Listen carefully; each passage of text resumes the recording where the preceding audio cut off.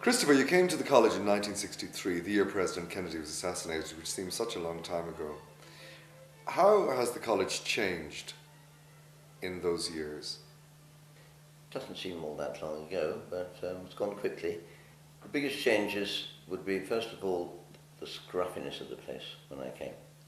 I'd been at a school in England about the same size, not many schools in England, 150 boys, only of course here in that time, and I was rather appalled at the state school, and I would certainly not have sent my children here. Nevertheless, I did enjoy it, and I know that many people who were here then, despite the poor conditions, have happy memories of the place. But the first changes would be obviously when we started getting girls, we started getting younger boys, and then the whirlwind. David, got the last warden's name, sorry. This shows I'm getting old and doddery and it's time to retire. Anyway, David Gibbs arrived, and that was really what changed. And that changed, I mean, each term it almost changed as much as it had changed in the previous 10 years. And what was it like with 150 boys in the late 1960s? Well, it was easy going academically because everyone could get into university really who wanted to without any problem. Secondly, there's nothing to do with being single sex, but the food was pretty boring. Now, I know that children always say school food's boring, but then it really was boring. Everyone was in the dining hall or in a tiny room which is now a dormitory downstairs for the girls, just one room. All meals were formal. Bells rang, people came in, they had to get in on time. Somebody said grace at the beginning, somebody said grace at the end. And lunchtime went on for 40 minutes. This may shock people now who pop in for about 10 minutes, or even less. And of course the staff sat at the end of tables. What was chapel like? Chapel was twice a day, 3 times on Sundays, one voluntary. But everybody went, and the evening service on weekdays could be very tiring. You either went, I think, in the summer, I can't remember whether, one part of the year you went either before prep or after the whole thing. I think it was before prep. And in the summer, I think it was, perhaps we went after junior prep, and then the seniors came out to chapel and then went back into prep again. Singing was poor, the chapel was poorly lighted, it was pretty chilly in there. Generally speaking, despite the attempts of the chaplain to jolly it up, it wasn't nearly as much enjoyed as it is, I think, now today. Do you remember Tim Macy and Ninian Faulkner as pupils? Yes, I do. I taught Tim English for a year. I remember doing shorts with him for a while. Ninian, I think, attended one class of mine, which was on meteorology, when it was a geography lesson. And because I'd been in the Met Office doing my military service, I was invited in by Norman Lash to talk about the weather. And I remember that Ninian, I think, was a bit of a rebel. It sounds unlikely nowadays. And Tim was very keen on cross-country, as indeed he still is. But they were both in their last year, so by the time I'd settled in, they'd departed. What was the big change when Warden Gibbs came following Warden Argyll? What were their relative qualities as wardens? Well, Martin Argyll had been here for, when he retired, 25 years. He came pretty young, therefore. He was very pleasant to work for, but he was not at all demanding, and maybe that was one of his weaknesses. I think several members of staff were really having a very easy time of it. And, but he was very trusting, and that did mean that the relationship between Warden Argyll and his staff was very pleasant.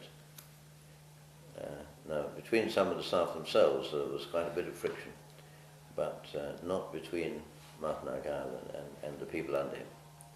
There were college societies that met occasionally, but really life consisted of class, games often taken by people who didn't know very much about it, like me, and prep. weekends people were here, but it didn't really do very much. The idea of having Saturday activities, there were clubs and societies, but we didn't have the big events, we didn't have concerts. The amount of drama, there was one play a year, and that was all that happened. You know, the idea of having house plays or form plays, junior and senior plays and all these things, they all came in really after. And then the changes to the stage, because if you remember, but I'm not sure it's true when you came, but certainly for the first few years I was here, there was no way onto the stage other than from the floor. That's correct. And if you were performing a play 3 hours long, it meant nobody could get out to go to the toilet or be sick or anything. I mean, it was terrible.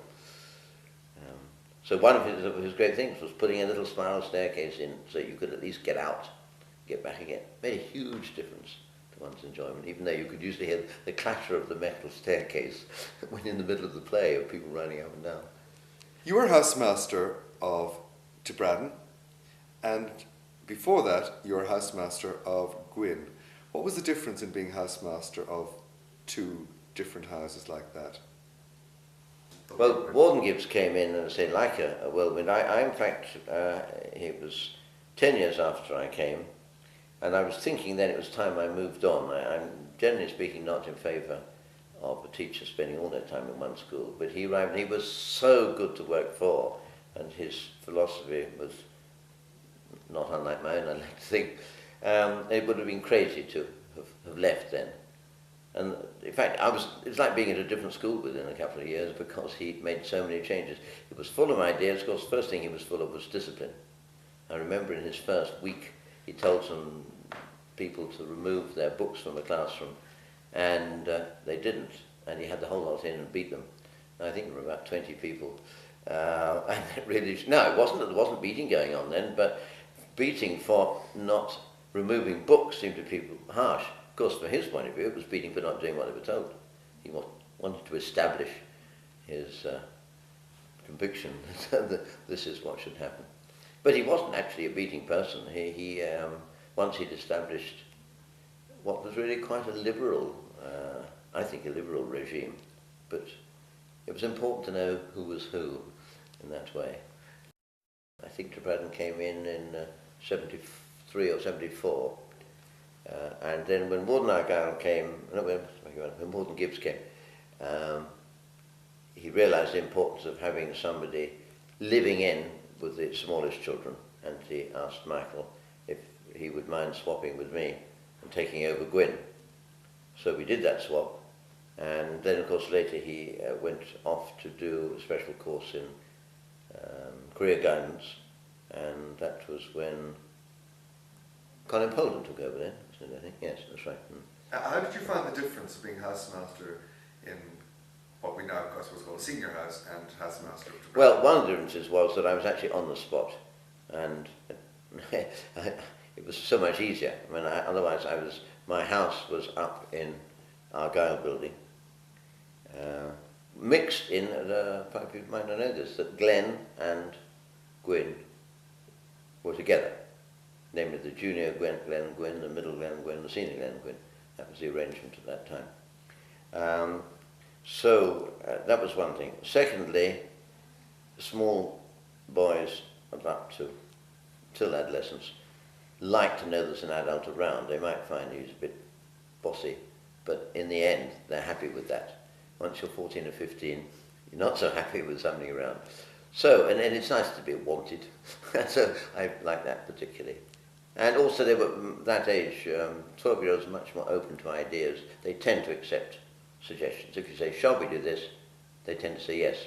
To a group of 15-year-olds, shall we do this? People are looking for reasons not to do it. It must have been strange, or it seems strange to us now, that two houses were not just in the same building, but that they were completely mixed. In terms of how you would want to run the Gwynn people and Bud McMullen wanted to run the Glen people, was there any clash or problems? Well, no, there wasn't, because there wasn't so much freedom then, you see. So all houses, the setup at that time was really so similar for all houses that the only difference would have been in punishments. I was supposing that two people had been out at night, just probably out for a smoke or whatever it was, Then I suppose we conferred and we gave the same punishment to it. But say I was only, I can't remember, I think it was only 3 years I was housemaster of Gwynn, so, well, 3 years might have been enough, but then Bide is such a nice person to work with that we didn't have problems. But the alternative to that would have been to have, we had 3 big rooms. How do you divide it up? Now in those days, the idea of actually putting out walls and things, that never happened here. All dormitories are open plan. So that was really what we were left with. Are the 11 and 12-year-old boys that you have in Tibradden now different in type and attitude to the 11 and 12-year-olds that you had 20 years ago? Well, their difference is, I suppose, the difference of everybody in the school. They have far more belongings. Some of them, far too many belongings, in my opinion. But the nature of it is probably, if they were 40,000 years ago, they're probably very similar. You know, I think the humans at that age everywhere tend to be rather similar. I mean, they're all different. I remember each year, in the days before children used deodorants, I could know the year I was in because the dormitory smelled different. It was quite different each year. I'd like to have been able to record the smells and then say, you know, that was vintage, you know, 1975 vintage. Did all members of staff, as you recollect, welcome him in the same way and welcome that new broom in the same way as you did, people who had worked under Argyll? No, I don't think, but certainly Joe Kruko didn't. And that was partly a personality clash, it was partly the fact that music had really been neglected by Argyll, and Kruko had got into a rut after, I think, more years than I've been here. And suddenly this man came in, was passionately fond of music, wanted him to do things, and he really felt at that stage in his life he couldn't do it.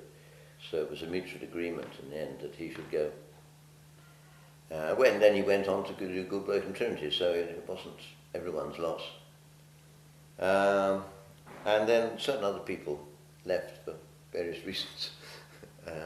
But certainly also those who stayed on became much more efficient, much more active, and were moved by his dynamism.